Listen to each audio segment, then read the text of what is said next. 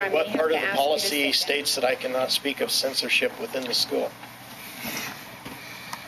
And by the way, were you talking? Are you taking this off of my time, or no, sir, are you cutting into my time? That's what I thought. Don't.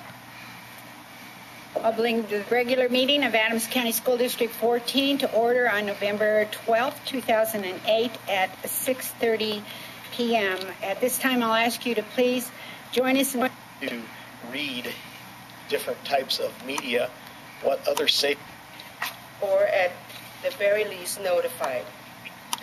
Come forward and give your name and address, sir. Madam President, members of the board, members of the audience. My name is John Zeiler. I reside at 6910 Locust Street here in Commerce City. First of all, I'd like to say that I appreciate very much that the board took the time to recognize our veterans of this fine country who have put their services for our freedoms. That's a great honor.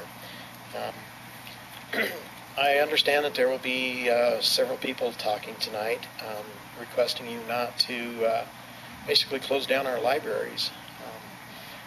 I would support that, and in addition, I think that information is important for our kids, and censorship should not be allowed.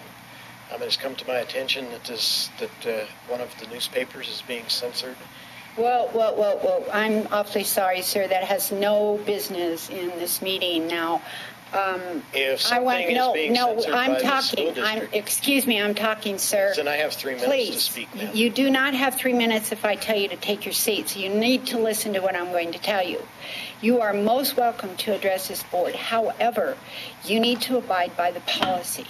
Yes, and ma'am. There's nothing in that policy that allows you to get up and talk about newspapers. We do not control the newspapers. I am speaking of censorship, ma'am. You need to keep your comments geared towards students. And yes, ma'am. There's a censorship issue going on in this school district. In other words, you're not going to be quiet. I am speaking, I did not say newspaper, ma'am. I'm speaking of a censorship issue going on in this school district. Are you going to censor me as well? If you don't abide by the policy, sir, I may have to ask you to What part of the policy states that I cannot speak of censorship within the school? And by the way, were you talking? Are you taking this off of my time, or no, sir, are you cutting into my time? That's what I thought. Don't be rude, sir. We have a policy, sir, and you've been coming to these meetings and yes, please stop the clock so he has his full time. You've been coming to these meetings for a year now. And we've tried to be very congenial towards you and empathetic towards your needs, and that hasn't served a purpose. So what I'm asking you now is you could please take your 3 minutes and use it usefully. That would be beneficial to student education. And you can start the clock all over for him, because I think that he probably would appreciate it if he was able to start all over again. And that's all I'm asking of you, sir. Yes, ma'am. May I speak of censorship within this district? If you feel that it is important and it is important to students' education, then go, sir. Yes, ma'am. I think that censorship is very important in the school district. When you start closing down libraries and you start censorship of other forms of media within the school district, I think that is not only very important, but I think that's a violation of our children's rights. And I would like to know, number one, who decided this censorship?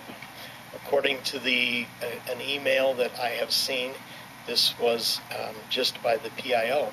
And I want to know if this was also, if this matter of censorship was, if our superintendent was aware of this and approves of censorship within our schools.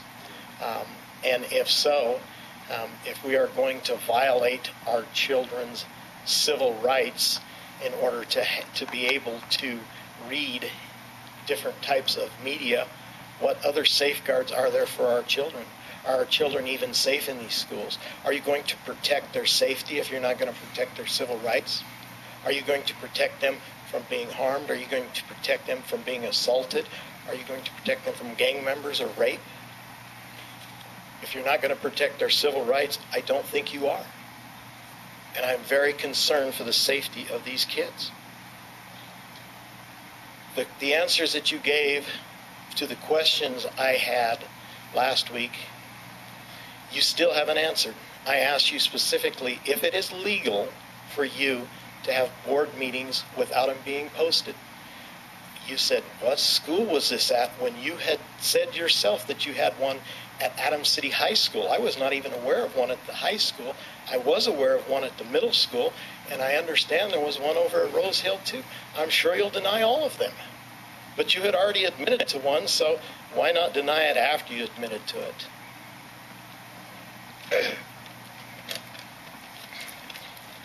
Mr. Vashaw, there's been comments you have made concerning your qualifications as a school board member. You seem to be proud of the fact that you are a convicted felon. Mr. Zeiler. Yes, ma'am. Please, you are not going to attack board members. If you have a personal issue with them, you need to discuss that outside of this building. I am not going to allow you to stand here and use our good time by having you attack board members. You may talk to Mr. Vashaw about that issue outside of this meeting. I am speaking of qualifications as a board member. He is qualified. This is his statements of his qualifications as a board member. Apparently you're not going to be quiet, so the floor is yours. Thank you very much. Mr. Vashaw, you've stated that you feel you're qualified, more qualified as a board member because of your drug convictions.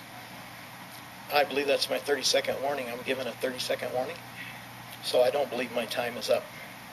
If we follow that through to its logical conclusion, I think we need a board member that includes a drug felon, a high school dropout, a gang member, a rapist, a pregnant female, and of course, a pedophile. Wait, I take that back. That's 6. Would you be willing to be 2 of those things, Mr. Vashaw? No, I would not, Mr. Zeiler. You seem quite proud of being one. Time's up, Mr. Zeiler. Please take your seat. Thank you very much. Ms. Terry